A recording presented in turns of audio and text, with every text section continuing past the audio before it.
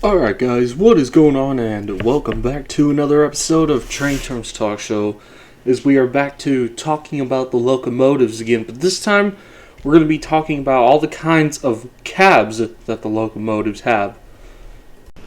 So, a cab or crew compartment or driver's compartment of a locomotive is the part where the controls inside the locomotive are at.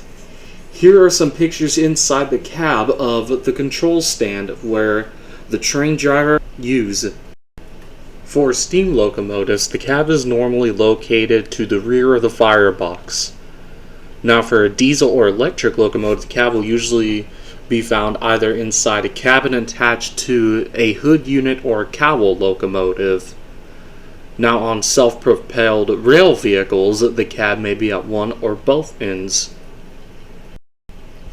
The earliest locomotives, such as Stephenson's Rocket, had no cab at all. The locomotive controls and a footplate were just simply left open. However, to protect locomotive crews against, like bad weather conditions or something, the locomotives gradually improved, and the expression cab refers to the cabin created. By about 1850, high-speed Crampton locomotives operating in Europe had a much-needed windshield, and much more protection was added to the area of the footplate. Some early locomotives were even fitted with a cab as part of this rebuilding program, an example being the locomotive John Bull.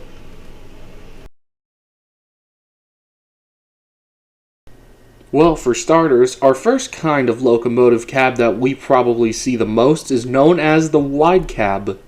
This wide cab here occupies the entire width of the locomotive and typically has an access door on the front of the nose.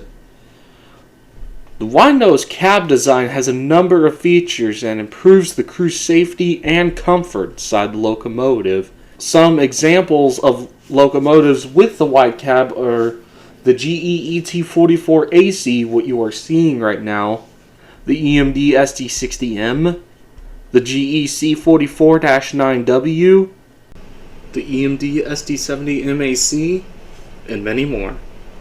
Now, rewind. Let's go back to the EMD SD60M.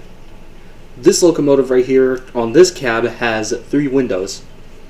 Some EMD SD60M locomotives have a unique cab that no other locomotive even has. This is a normal SD60M cab right here, pretty similar to the SD70MAC cab. But this one here has 3 windows. That's a whole different cab, and that is called a Triclops cab.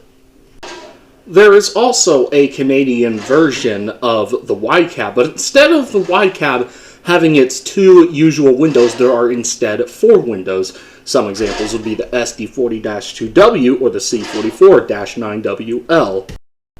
And here next up on our list is the standard cab. The standard cab has a little bit more of a square body here, as you can see on this Dash 8 locomotive. The standard cab can also be referred to as a Spartan cab. Some locomotives with the example of a standard or Spartan cab would be the EMD ST70, EMD general purpose locomotives, the EMD SD40-2, or the GE C40-8, and many more. But for any new rail fans out there, learning the difference between a wide cab and a standard cab is very easy. Just look at the shape of them. Standard cab is more square, wide cab is more wide. But that right there is just a little comparison on the standard cab and wide cab for any rail fans who are new to this hobby. There are also a couple of other variants of the standard cab. One of them is being the snoot. Take a look at how much longer the nose is than a regular standard cab. The nose was elongated to hold early radio control equipment. This was only used on the EMD SD40-2. Our next standard cab variation here, you can see that the nose is raised up much more. And this is actually referred to as a high hood. Some locomotives with the example of high hood would be this GP38-2, what you were seeing, the GP30, some of the GP9s.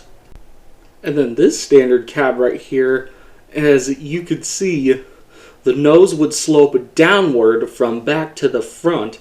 This was the early version of the low nose, which was used on a small number of GP9s, then on to the GP18, the GP20, and more.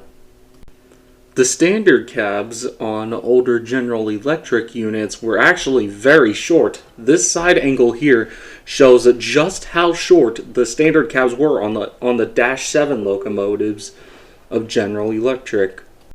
Forgot to mention too that there is also another kind of wide cab locomotive. The only difference is this time is that the cab is isolated.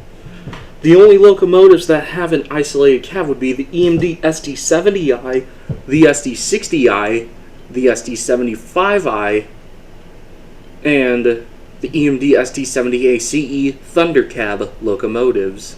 Now, you can't really spot a difference between a wide cab and an isolated cab. The isolated cab was used to reduce noise inside the cab of the locomotive. There's not really a way to tell if it's an isolated cab unless you see an EMD SD75i, hence what the I stands for, isolated. Well guys, that's all the locomotive cabs that I can come up with right now, but if I do find a lot more locomotive cabs that I probably forgot to include, I can always make a part 2 on this in the future. It's been a while since I've done a Train Terms Talk Show episode, but I'm still going with this series.